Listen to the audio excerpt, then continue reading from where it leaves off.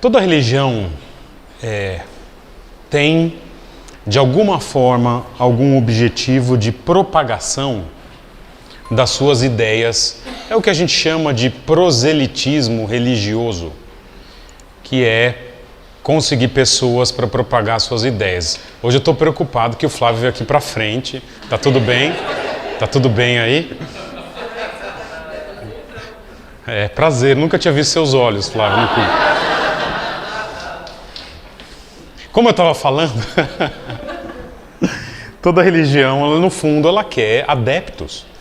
E mesmo aquelas que defendem que todos os caminhos levam a Deus, elas são muito incisivas em trazer para outras pessoas a perspectiva de que você está errado dizendo que só o seu caminho ele é certo, porque o certo é que todos os caminhos levam a Deus. Obrigado, filho. O cristianismo também, ele é uma religião que quer que outras pessoas conheçam o que a gente conhece. Aliás, isso foi, inclusive, as últimas palavras de Jesus estão ligadas a esse assunto, a gente levar o evangelho para outros, quando diz, lá em Mateus 28, 18, então Jesus aproximou-se deles e disse, foi-me dada toda a autoridade no céu e na terra, portanto vão e façam discípulos de todas as nações, batizando-os em nome do Pai, do Filho e do Espírito Santo. Texto que é repetido nos outros evangelhos, mas especialmente em Marcos 16, vão por todo mundo e preguem o evangelho a toda criatura. Ou seja, o cristianismo quer que as pessoas conheçam o evangelho, a boa notícia de Jesus.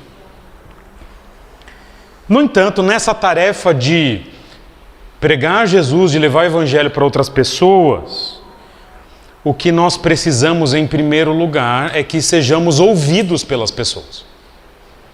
E nem sempre é possível, num primeiro encontro, num primeiro momento, a gente chegar e conseguir explicar de forma minimamente compreensível o que é o evangelho para alguém.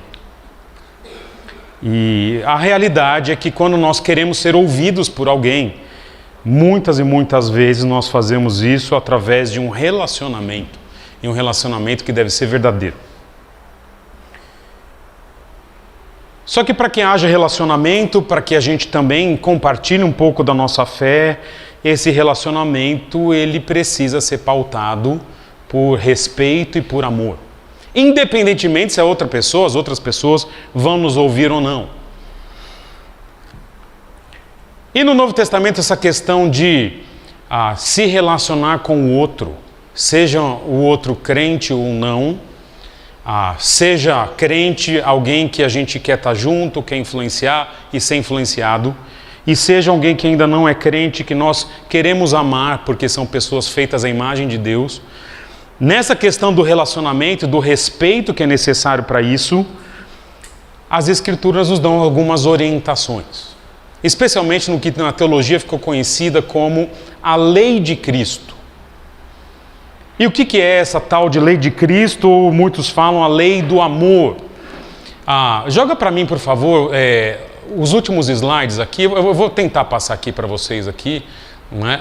Aqui. O que é essa lei de Cristo, lei do amor? Dá uma olhadinha. Por exemplo, o texto de 1 Coríntios 9, não é o texto de hoje, vai estar projetado aqui para vocês. Mas então na introdução, a introdução vai ser um pouco longa hoje. Porque embora eu seja livre de todos, eu faço o que eu quero, eu sou livre. Fiz-me escravo de todos. Para ganhar o maior número possível de pessoas, tornei-me judeu para os judeus, a fim de ganhar os judeus. Para os que estão debaixo da lei, tornei-me como se estivesse sujeito à lei, embora eu mesmo não esteja debaixo da lei, a fim de ganhar os que estão debaixo da lei. Para os que estão sem lei, tornei-me como sem lei, embora eu não esteja livre da lei de Deus, mas sim sob a lei de Cristo, a fim de ganhar os que não têm lei. Para com os fracos, tornei-me fraco para ganhar os fracos, tornei-me tudo para com todos, para de alguma forma salvar alguns. E faço tudo isso por causa do Evangelho, para ser co-participante dele. Paulo, por causa dos judeus, age como um judeu. Por causa dos gentios, ele age de forma a não escandalizar os gentios. Isso ele menciona em 1 Coríntios, ele menciona isso também em Romanos capítulo 14, mencionando como eventualmente com alguns costumes que não são permitidos, a gente acaba impedindo esse relacionamento que a gente deveria ter com os outros. Em Romanos 14, 13 diz assim: portanto, deixemos de julgar uns aos outros, em vez disso, façamos o propósito de não colocar pedra de tropeço ou obstáculo no caminho do irmão. Como alguém que está no Senhor Jesus, tenho plena convicção de que nenhum alimento é por si mesmo impuro, a não ser para quem assim o considere. Para ele é impuro. Se o seu irmão se entristece devido ao que você come, você já não está agindo por amor. Por causa da sua comida, não destrua seu irmão, por quem Cristo morreu. Aqui não está falando de pessoas de fora, mas está falando de pessoas da igreja. Aquilo que é bom para vocês, que isso não se torne objeto de maledicência, pois o reino de Deus não é comida nem bebida, mas justiça, paz e alegria no Espírito. Aquele que assim serve a Cristo é agradável a Deus e aprovado pelos homens. Por isso, esforcemo-nos em promover tudo quanto conduz à paz e edificação mútua. Não destrua a obra de Deus por causa da comida. Todo alimento é puro, mas é errado comer qualquer coisa que faça os outros tropeçarem. É melhor não comer carne, nem beber vinho, nem fazer qualquer outra coisa que leve seu irmão a cair. E ele continua, capítulo 15. Nós que somos fortes, devemos suportar as fraquezas dos fracos e não agradar a nós mesmos. Cada um de nós deve agradar ao seu próximo para o bem dele, a fim de edificá-lo. Ou ainda, em 1 Coríntios 8, mencionando que pessoas se escandalizavam quando via o crente comprando carne no terreiro de Umbanda. Quanto que está a galinha aí? A galinha preta está 10. A parda está 15. E as pessoas se escandalizavam. E aí Paulo fala o seguinte: portanto, se aquilo que eu como leva o meu irmão a pecar, nunca mais comerei carne. Virou vegetariano. Para não fazer meu irmão tropeçar. O que eu estou dizendo com tudo isso? Embora nós tenhamos em Cristo plena liberdade em tantas coisas, muitas e muitas e muitas vezes, nós restringimos a nossa liberdade por causa de outras pessoas, sejam eles crentes ou não. Porque nós queremos, no fundo, um crente deveria querer não ser motivo de escândalo ou de tropeço, seja para um crente, seja para um não crente. E seja para não querer ou escandalizar ou para aguardar pessoas que não têm maturidade, a gente deveria, turma, abrir mão de alguns direitos. Essa é uma das essências do cristianismo. Nós temos liberdade, mas o amor está acima da liberdade. Eu posso eventualmente fazer várias coisas, mas eu não faço simplesmente para não ofender a outra pessoa. Na aplicação desse princípio na atualidade, nós aplicamos esse princípio, por exemplo, na questão da bebida alcoólica. Na questão de festas religiosas, quermesse, por exemplo. Há situações, não tanto da nossa região, mas algumas regiões do nosso país, em que se um crente participa da quermesse, ele é anátema. É mentira. Questão das roupas. Vou falar. Questão das danças. Embora Deus tenha me dado o talento. Não entendi a risada. Questão do comer ou não comer. a questão dos costumes de forma geral. Em quase tudo isso, praticamente tudo isso que eu falei aqui, nós temos liberdade. Talvez um outro elemento que haja alguma restrição, a gente tem liberdade. É o que define a nossa vida nessas questões que eu trouxe aqui. Na questão de bebida, por exemplo, que é uma questão muito debatida, no Novo Testamento as pessoas bebiam vinho. Vinho. A Bíblia não fala, não vos embriagueis com suco de uva. Seria o versículo mais inútil de todos os tempos. Não. Mas fala, não vos embriagueis com vinho, porque as pessoas tomavam vinho. Paulo receita vinho para Timóteo, Jesus transformou água em vinho. A Bíblia proíbe a embriaguez, mas ela não proíbe o vinho. Ou outra bebida alcoólica. Mas há irmãos, eventualmente, que talvez por sua história, talvez por sua imaturidade, talvez por ignorância, ou por qualquer motivo que seja, se virem o pastor bebendo a sua cervejinha ali num dia de calor como hoje, que em si não é pecado. Eu vou repetir, que em si não é pecado.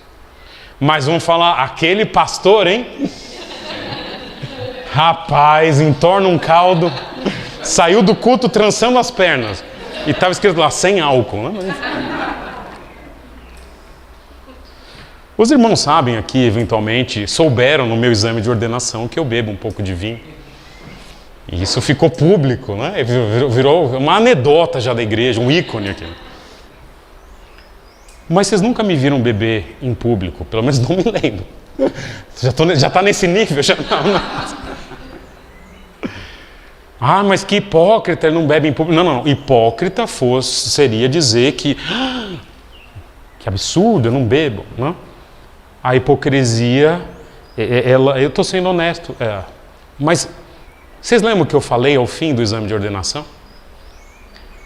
Estou disposto a abandonar isso que eu faço pouquíssimas vezes no ano ou na década, na minha casa, com a minha família, num evento, em favor dos irmãos. Foi assim que terminou o exame de ordenação. Talvez por isso eu tenha passado. Mas é preciso abandonar, a gente abandona. Por exemplo, eu adoro andar de chinelo. E eu acho que, surpreendentemente, meu pé é bonitinho. Sério, eu acho bonitinho. Quase não tem frieira. Tem, mas não interessa. Mas é bonitinho. Eu raramente, ultimamente mais, porque, enfim, mas eu gosto de andar ou de chinelo ou descalço. Gosto mesmo. Vocês nunca me viram pregar descalço. Tenho vontade. Se puser um piso frio aqui no púlpito, que nesse calor, eu sinto calor nos pés. A vontade, eu falo, Senhor, me ajuda, eu quero pregar descalço. Mas possivelmente eu podia escandalizar algum irmão. E por causa disso, olha lá, tenho meus sapatos que eu só uso no domingo. Toda essa introdução aqui que eu trouxe para vocês, ela é necessária para a gente entender o que está acontecendo no texto de Atos 15, que nós começamos a lidar na semana passada. Na semana passada nós lidamos com Atos capítulo 15, que é um texto bem complicado, em que alguns fariseus e alguns judeus, eles estavam indo de igreja em igreja, falando o seguinte, vou ler Atos capítulo 15, versículo 5, abra comigo que esse não vai ser projetado.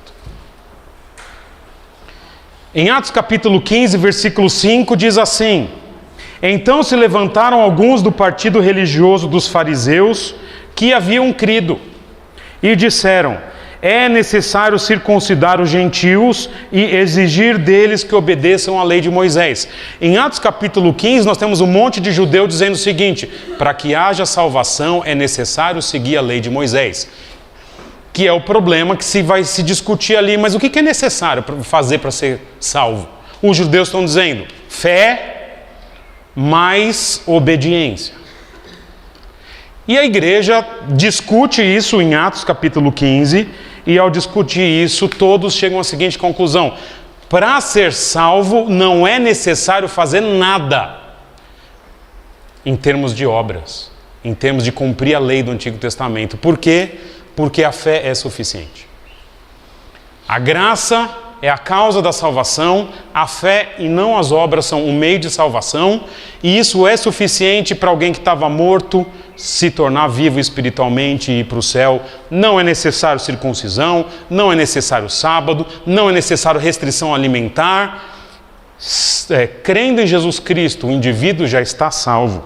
E nós trabalhamos aqui, inclusive, os argumentos que cada apóstolo trouxe. Pedro usou um argumento histórico-teológico e disse: quando eu preguei aos gentios, que não são judeus, os gentios, com eles aconteceu igual aconteceu com os judeus. Ele salvou pela fé, não pelas obras, sem a necessidade dos gentios mudarem nada em relação à lei. Eles creram e foram salvos, e o Espírito Santo desceu sobre eles. Depois Paulo usa o argumento sobrenatural. Ele diz: quando nós pregamos, os mesmos milagres que foram realizados entre os judeus, também foram realizados entre os não-judeus. É o argumento de que Deus atuou da mesma forma com os dois grupos, embora o segundo grupo não usasse a lei de Moisés. E o último a falar foi o argumento de Tiago, que ele diz o seguinte: e de fato no Antigo Testamento havia profecia de que os gentios se juntariam aos judeus como um único povo, independente das obras da lei. E nós terminamos a conversa semana passada, entretanto, com 3 versículos que pareciam indicar uma exceção, que são os versículos que vocês vão ler comigo agora. Então, versículo 19 é a última parte do discurso de Tiago, e agora vem a parte difícil do texto aqui, que diz assim: portanto, falando que os judeus e gentios são o mesmo povo de Deus, portanto julgo que não devemos pôr dificuldades aos gentios que estão se convertendo. Eu julgo que não é necessário impor a lei sobre os gentios. Só que ele continua e diz o seguinte: pelo contrário, devemos escrever a eles dizendo-lhes que se abstenham da comida contaminada pelos ídolos, da imoralidade sexual, da carne de animais estrangulados e do sangue. Pois desde os tempos antigos Moisés é pregado em todas as cidades, sendo lido nas sinagogas todos os sábados. A dificuldade desse texto é porque entre os versículos 19 e 20 a gente não percebe. Mas entre os versículos 19 e 20 há uma mudança de assunto. Até o versículo 19 eles estão dizendo: a salvação é pela graça por meio da fé. Nos versículos 20 e 21 o tema é outro. O tema é: ok, a salvação é pela graça, mas eu quero trazer algumas recomendações para a gente não causar escândalo aos judeus. É essa mudança de assunto que está aqui. Porque embora a salvação seja gratuita, seja pela fé, sem necessidade de obras na lei, por amor ao próximo, desculpa gente, foi uma liberdade a mais aqui, tá?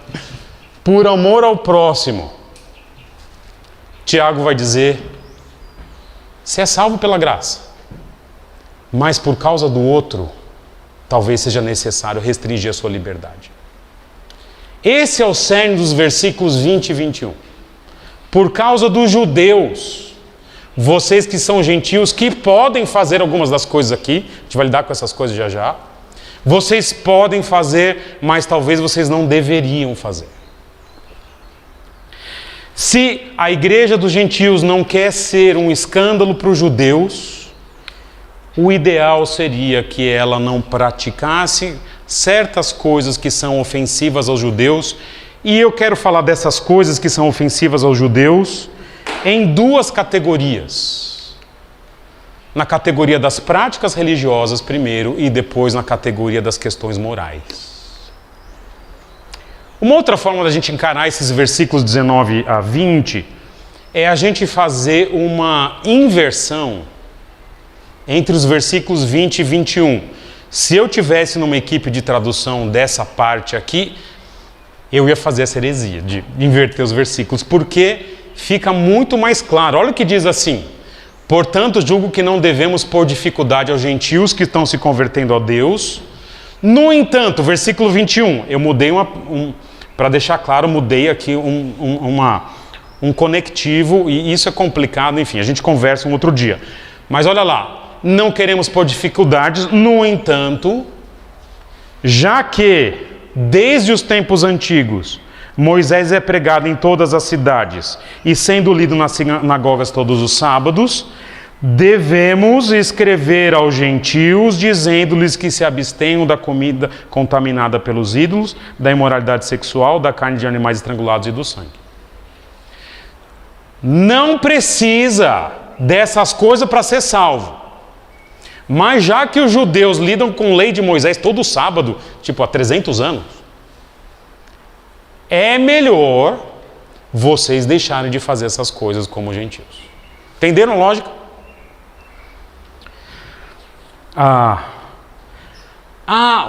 Os judeus são muito tradicionais. Essa geração de judeus aqui da época do Novo Testamento, até hoje são. Mas essa geração, uma geração com muitos fariseus, que são, digamos assim, a extrema-direita do movimento judaico, extremamente apegados a costumes. Extremamente. Se eles são tão apegados a costumes, eles reforçam isso todo sábado,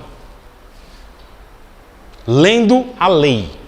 Você imagina a gente fazer uma série para os próximos 30 anos em Levítico, na igreja. Nós vamos passar tudo que Levítico diz. Quando acabar Levítico, para onde vai? Para Deuteronômio. E aí depois volta para Levítico. Não. E depois, já pensou todos... Nossa, a igreja é lei, lei, lei, lei, lei. Os judeus são assim. Mas não é um texto sobre lei, é um texto sobre amar esse grupo de pessoas que são judeus. É um texto sobre o testemunho para eles. Ninguém, por amor ao próximo, deveria tá nem aí e trazer práticas que escandalizam o próximo. Eu quero então trabalhar com vocês esses 4 elementos. Eu vou então reunir, como eu disse para vocês, nessas 2 categorias, que são as práticas religiosas que podem ofender os judeus, ou práticas ou costumes, não necessariamente religiosos, mas são costumes que podem ofender a religião judaica. E depois as questões morais, que é uma questão mais complicada no texto aqui. Os costumes religiosos aqui são colocados em 3 frases, olha lá, versículo 20. Pelo contrário, devemos escrever a eles, gentios, dizendo-lhes que, primeiro, se abstenham da comida contaminada pelos ídolos. Depois da imoralidade sexual, que eu vou lhe dar mais para frente, mas da carne de animais estrangulados e do sangue.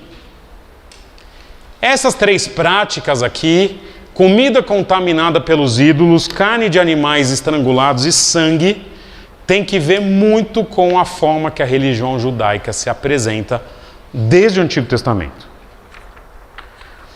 Conversar primeiro dessa comida contaminada pelos ídolos. É interessante que a tradução literal dessa expressão é que se abstenham da contaminação dos ídolos. Ele não menciona explicitamente a palavra comida. Para um judeu, tudo que envolvia, para um judeu do primeiro século, tudo que envolvia idolatria era muito chocante. Aliás, nos 10 mandamentos, nós temos em Êxodo capítulo 20, nós vamos ver que em Êxodo 20, o primeiro mandamento, dependendo da perspectiva, o segundo, vai dizer o seguinte, olha lá, eu sou o Senhor, o teu Deus que te tirei da terra do Egito, da casa da servidão, e ele diz, não terá outros deuses diante de mim. Não farás para ti imagem de escultura, falando de ídolos, nem semelhança alguma do que há em cima dos céus, nem embaixo da terra, nem nas águas debaixo da terra. Não as adorarás, nem lhes dará culto, porque eu sou o Senhor, o teu Deus, Deus zeloso, que visita a iniquidade dos pais nos filhos até a 3ª e 4ª geração daqueles que me aborrecem, e faço misericórdia até 1000 gerações daqueles que me amam e guardam os meus mandamentos. Não participem da idolatria, seja fazendo ídolos, seja sendo que nem as outras nações que adoram ídolos. Então, isso vem nos 10 mandamentos. É claro que os judeus caíram na idolatria ao longo da história. Isso marca todo o Antigo Testamento, Mas quando existe o cativeiro babilônico, por volta do 4º, 5º século antes de Cristo, com o cativeiro babilônico eles finalmente entendem a gravidade da idolatria, pelo menos da idolatria formal, não da idolatria interna. E a partir daí, cria-se no judaísmo uma aversão a ídolos feitos por mãos humanas. Já foram numa sinagoga? Ninguém aqui já foi em sinagoga, não? Ninguém? Você foi no Buru, naquela turma que foi da nossa...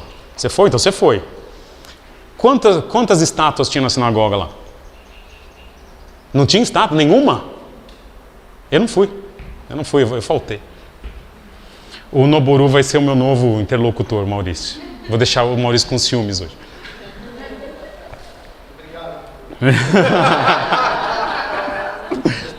Tinha estátua lá na sinagoga? Você lembra?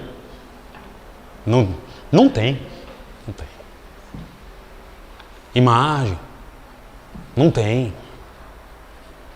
No entanto, na antiguidade, nos templos pagãos, nessa época do Novo Testamento, gente, a coisa era terrível. Já foram em terreiro de macumba? Já foram? Já fui. Quem foi? Vocês vieram do espiritismo, não é? Eu já fui em alguns, fui em religiões bem complicadas. Olha, a adoração na antiguidade deixava o pior terreiro parecendo brincadeira de criança. Rituais com sangue, rituais de autoflagelação, prostituição ritual, com homem e mulher, se escolhe, todo tipo de sujeira, adivinhações com vísceras, era uma coisa assim, e muitas imagens, muitas esculturas. Uma vez eu fui nos Hare Krishna, nossa, pastor, hein? Eu fui fazer pesquisa, tá, turma? Estava no seminário, fui fazer pesquisa e fui nos Hare Krishna. Sem brincadeira, é um salão como o nosso aqui, é como se essa parte da frente toda tivesse um monte de escultura e imagem de deuses indianos e não indianos. É impressionante. Nesses lugares tinham as festas com uma quantidade enorme de sacrifício. Pessoas levando para sacrifício todo tipo de animal, como um porco, por exemplo, que na cultura judaica, assim, porco, javali. Se você olhar a mitologia grega, fala-se muito da caça do javali. Não é? Então é interessante como era um animal de alto valor na cultura grega. E mais, depois que tem essa mortandade dos animais, jacaré, javali, um monte de coisa lá, ainda tinha uma barraquinha do lado do templo vendendo aquela carne.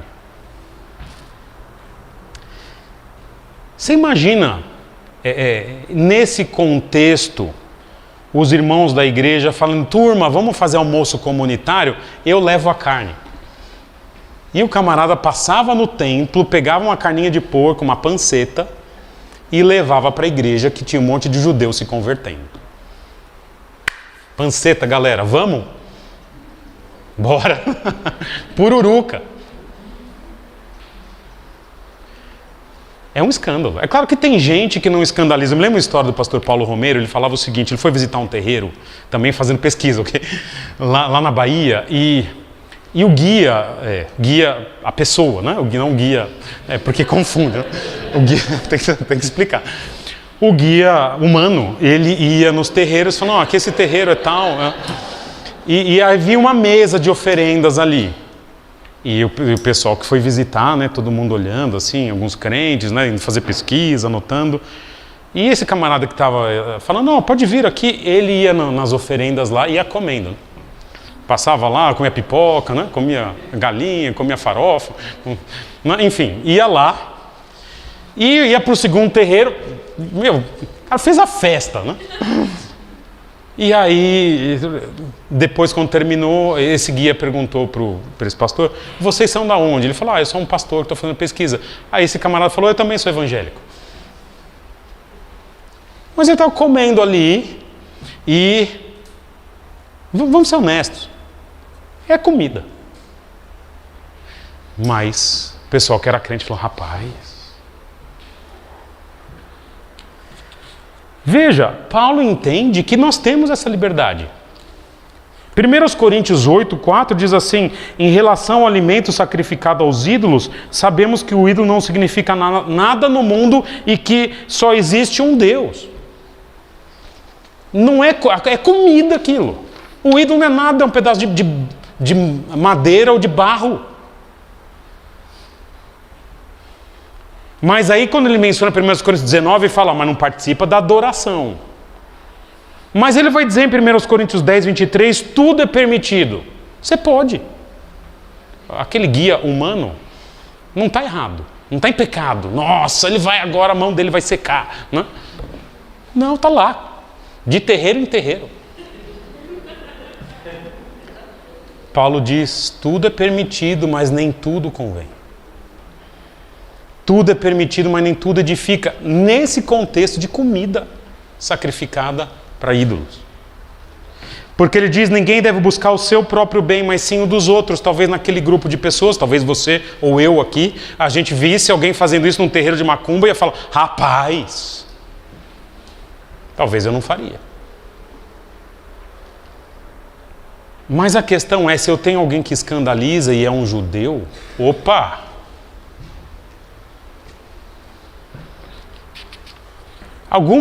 Depende da cultura, algumas carnes são muito ofensivas, turma. Cultura indiana. Se você comer, vê para mim uma chuleta bovina. O cara te dá um tiro, não é? É assim, comer carne de vaca para alguns indianos é um crime contra o universo. Nem a Marvel é capaz de resolver, porque é um absurdo.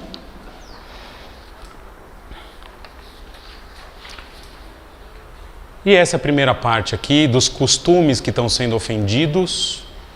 E ele está dizendo o seguinte, olha, por amor aos judeus, restringe a sua liberdade nessa questão do tipo de carne que você vai comer. Mas ele continua falando dos costumes, ele vai falar de carne de animais estrangulados e do sangue. Eu vou lidar com esses dois juntos. Mais uma vez, práticas religiosas, só que essa vem diretamente do Antigo Testamento. Em Levítico capítulo 17, nós temos as orientações do tipo de carne, como que deve ser feito a morte de animais. Diz assim, qualquer homem da casa de Israel ou dos estrangeiros que peregrinam entre vós que comer algum sangue, contra ele me voltarei e o eliminarei do seu povo. Porque a vida da carne está no sangue, e eu vou-lo tenho dado sobre o altar para fazer expiação pela vossa alma, porquanto é o sangue que fará expiação em virtude da vida. Portanto, tenho dito aos filhos de Israel, nenhuma alma de entre vós comerá sangue, nem o estrangeiro que peregrina entre vós o comerá.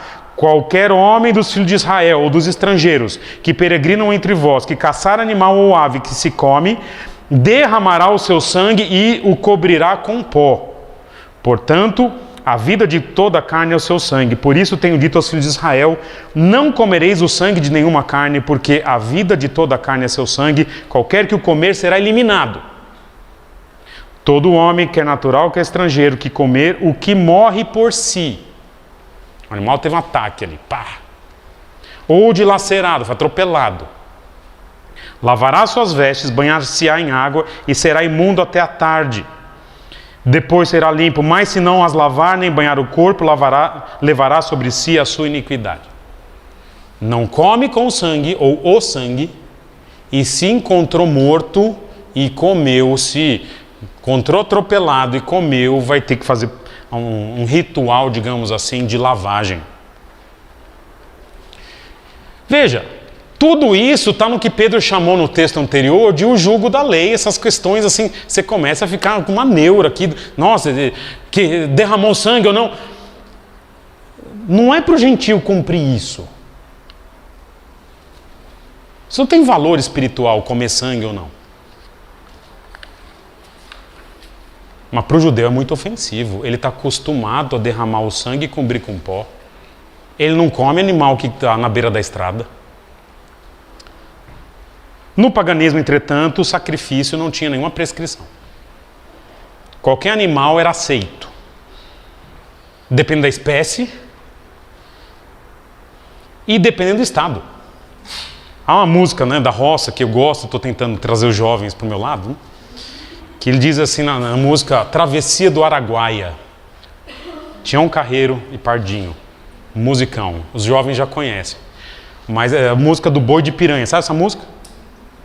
Ouça, a tarefa do sermão de ouça a Travessia do Araguaia e de nada vai mudar a sua vida. Mas ele diz assim, era um boi magro de aspa grande, já roído pelos anos, boi velho, que eles vão jogar no rio, e aí vocês vão ver na música que acontece.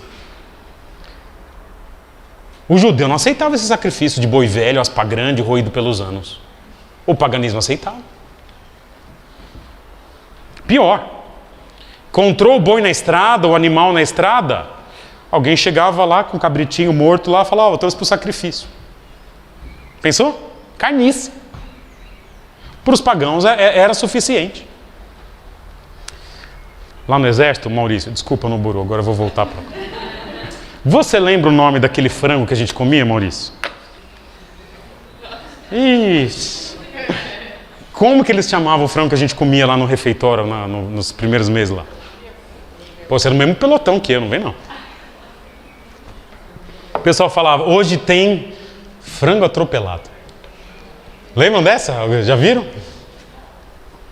Rapaz, era só carcaça. Não tinha carne nenhuma, porque ele parecia um frango atropelado.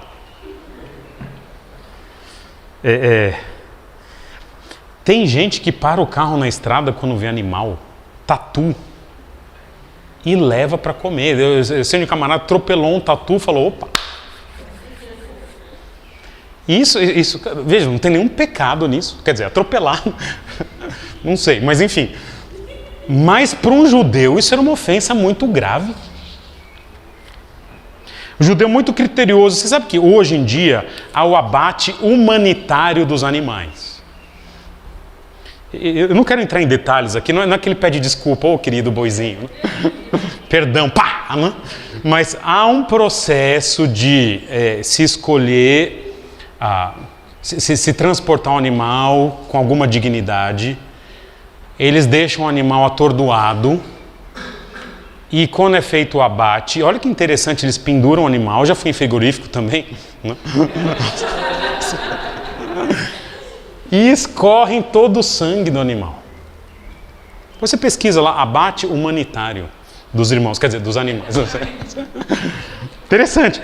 Eles querem garantir o bem-estar do animal e é muito do processo do Antigo Testamento de sacrifício.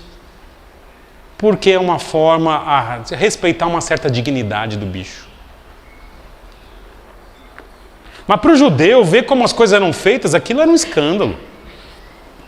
Tem um tipo de linguiça, eu acho que tem na Argentina, chamado morcilla, sabe, morcela em português, já comeram? É ruim pra caramba, alguém gosta, não? Eita! Feita com o que, Maurício? Sangue de porco, não é? Galinha ao molho pardo, já comeram ou não? É feita com o sangue da galinha, dizem que é bom, não é? Fica salgadinho, é isso, Ellen? É bom? É bom, Número?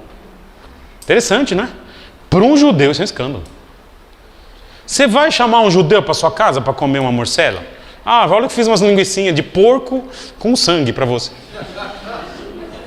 Que respeito. Né? A recomendação para os gentios é, não faz essas coisas. Vocês vão escandalizar.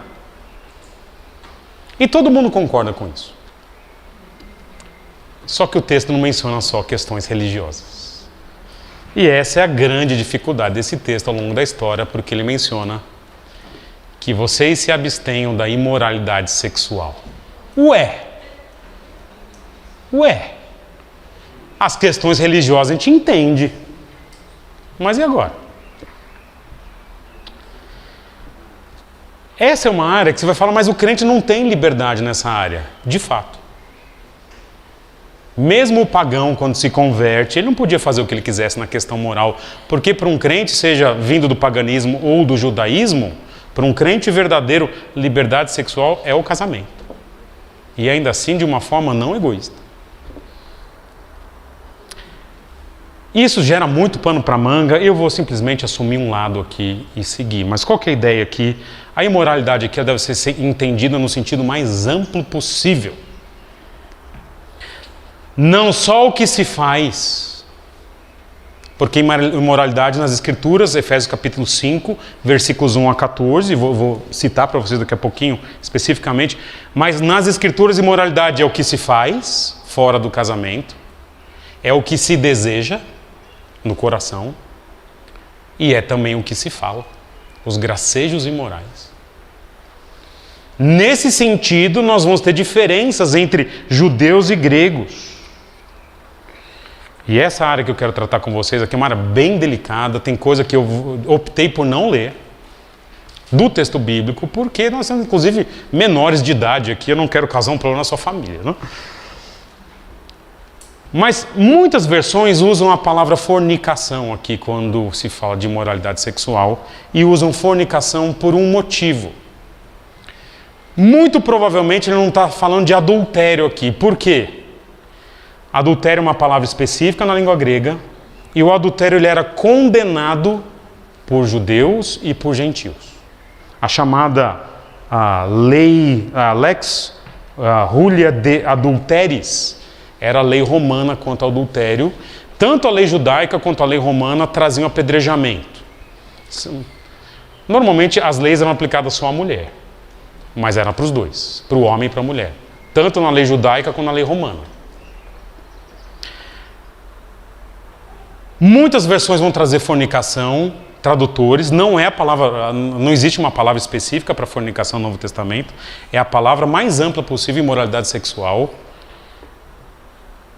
porque essas versões que trazem fornicação, elas entendem que, para a cultura judaica, o sexo antes do casamento, ele era extremamente ofensivo, enquanto que na cultura grega ele era extremamente praticado. No entanto, a gente vai entender ainda mais amplo do que só sexo antes do casamento.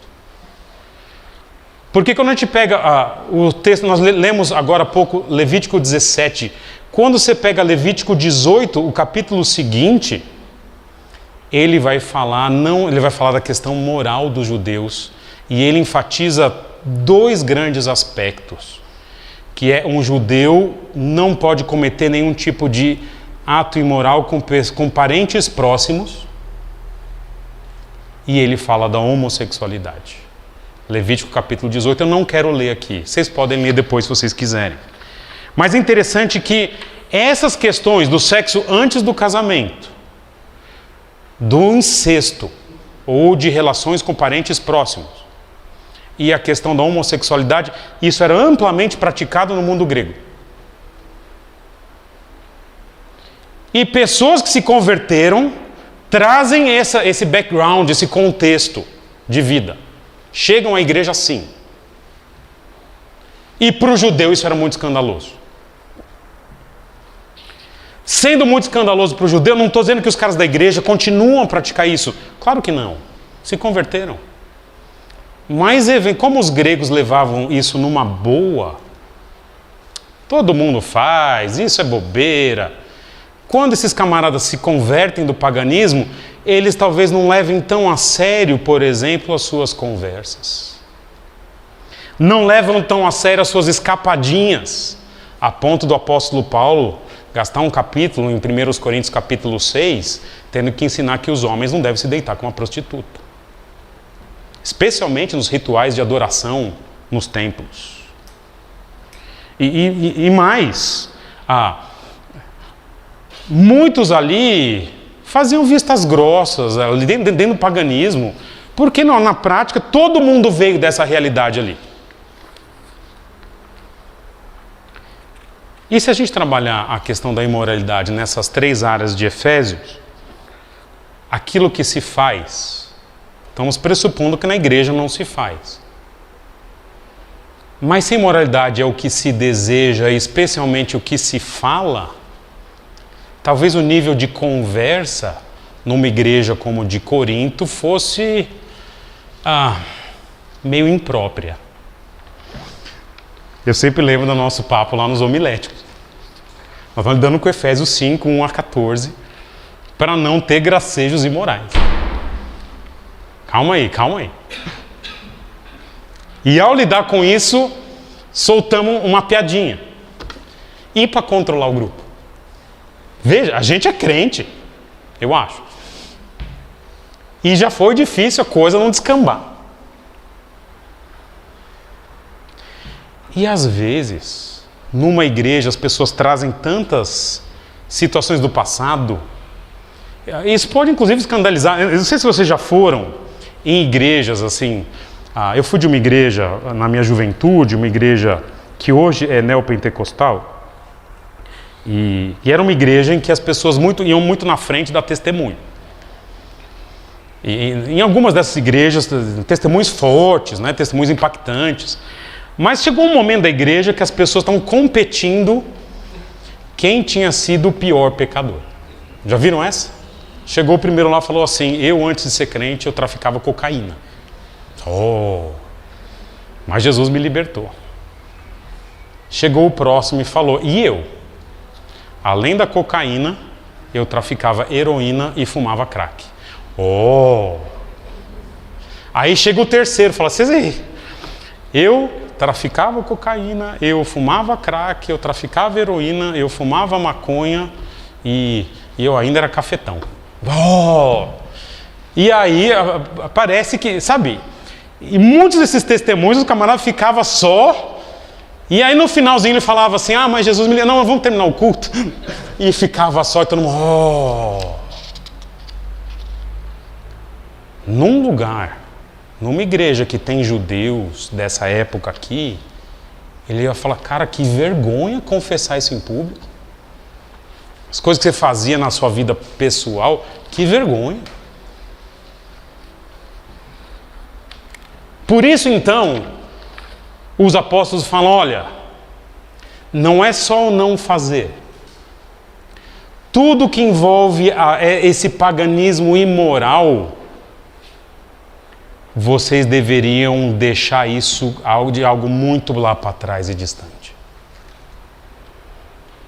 Tudo que envolve talvez um relacionamento com pessoas próximas, primos, irmãos, meio-irmãos.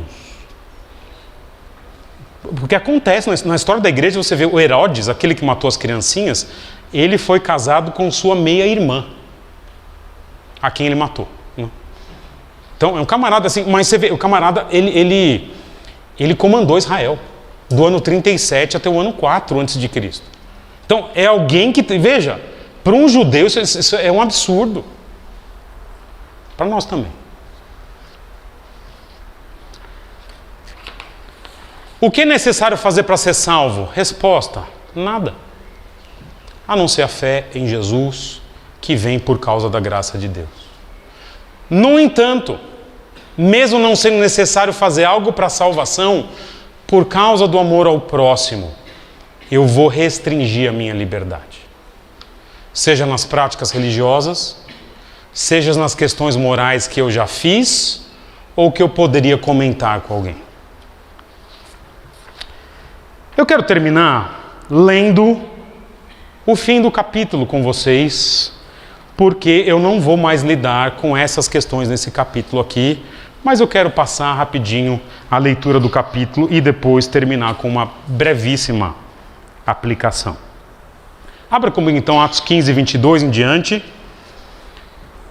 Olha lá o que diz. Então os apóstolos e os presbíteros, com toda a igreja, decidiram escolher alguns dentre eles e enviá-los a Antioquia com Paulo e Barnabé. Antioquia tinha sido o lugar em que essa discussão primeiro aconteceu. Escolheram Judas, chamado Barsabás, e Silas, 2 líderes entre os irmãos. Então, dentre os pastores ali, eles pegam Judas e Silas e vão enviar junto com Paulo e Barnabé. Com eles enviaram a seguinte carta. Eles escrevem uma carta dizendo então a decisão que é tomada em Jerusalém. Os irmãos apóstolos e presbíteros, aos cristãos gentios que estão em Antioquia, na Síria e na Cilícia, saudações. Soubemos que alguns saíram do nosso meio, sem a nossa autorização, e os perturbaram, transtornando suas mentes com o que disseram. Aquela ideia de que para ser salvo precisa cumprir a lei de Moisés. Assim, concordamos em escolher alguns homens e enviá-los a vocês com os nossos amados irmãos Paulo e Barnabé. Paulo e Barnabé estavam certos. Homens que têm arriscado a vida pelo nome do nosso Senhor Jesus Cristo.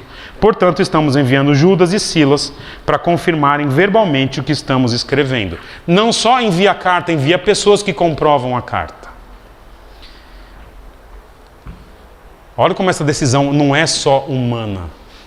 Pareceu bem ao Espírito Santo e a nós não impor a vocês nada além das seguintes exigências necessárias.